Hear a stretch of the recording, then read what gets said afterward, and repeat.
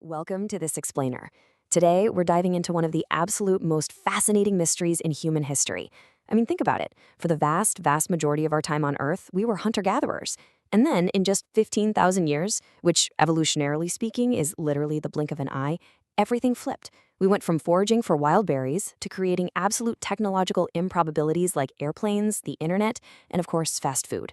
So how did a massive shift like that even happen? Well, let's figure it out.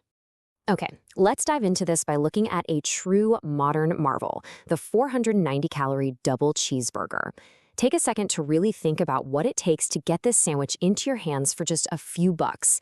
You've got to raise the cows, process the meat, freeze it, transport it, not to mention growing and refining the wheat, making the cheese, growing the tomatoes, and pickling the cucumbers. How on earth did we build a world of such incredibly complex, cheap abundance? And more importantly, is this something we should be celebrating or worrying about? Well, the history of agriculture actually holds the answer. Now, what's really interesting here is what I like to call the hunter-gatherer paradox. We totally tend to picture life before farming as miserable, brutal, and short, right? But the fossil record actually tells a completely different story. When you look at the skeletons of our foraging ancestors, they had much healthier bones and teeth than the very first farmers. And it gets crazier. Anthropologists have proven that those early foragers actually worked far fewer hours a day than the peasants who came after them. Because they didn't have to spend all day grinding away just to find food, their lifestyle left them with a ton of free time.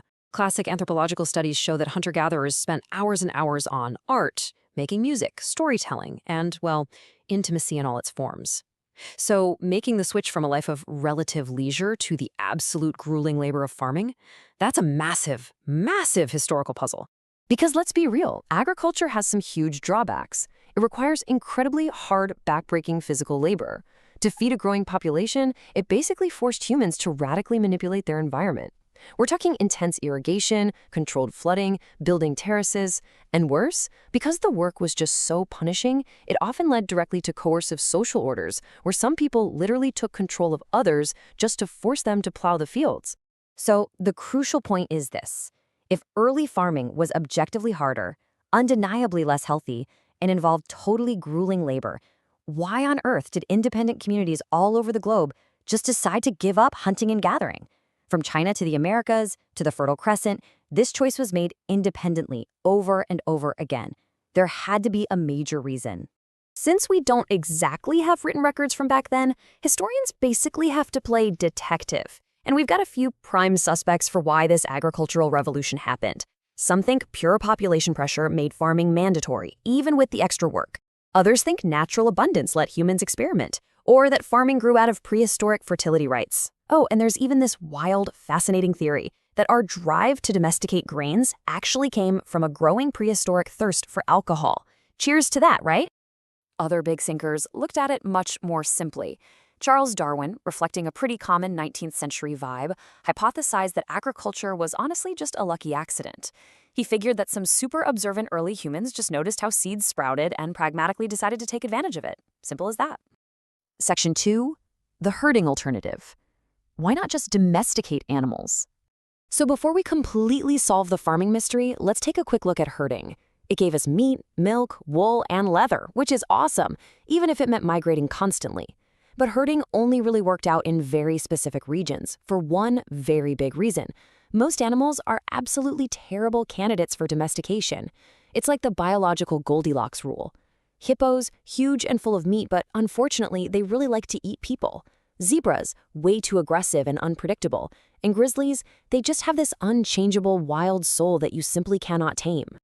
And this brilliantly illustrates the biological constraints we were up against. Take the number 22. That's the number of months an elephant is in gestation. Sure, elephants are brilliant and incredibly strong, but taking nearly 2 years to have a single baby? They just reproduce way too slowly to be effectively farmed as livestock.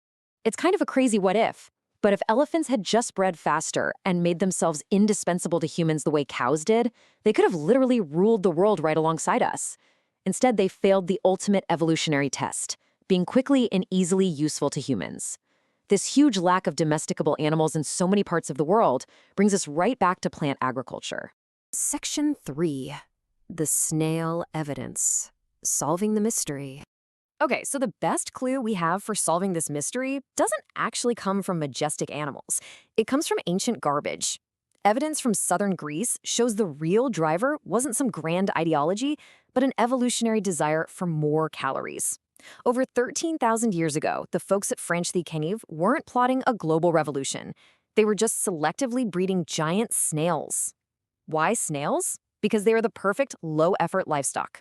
They're surprisingly high in calories, they come with their own built-in luggage, and to keep them from running away, you literally just dig a tiny ditch. It was basic caloric engineering. What this whole snail situation shows us is that the shift to agriculture was absolutely not a planned grand revolution. It was just thousands of regular people over hundreds of generations making tiny, practical choices to get just a little more food. They planted the best seeds because they thought, you know what would be great? More food. And that simple desire just snowballed over millennia. Now sure, this epic quest for easy calories eventually gave us the incredible modern abundance we enjoy today, like that cheap cheeseburger we talked about earlier.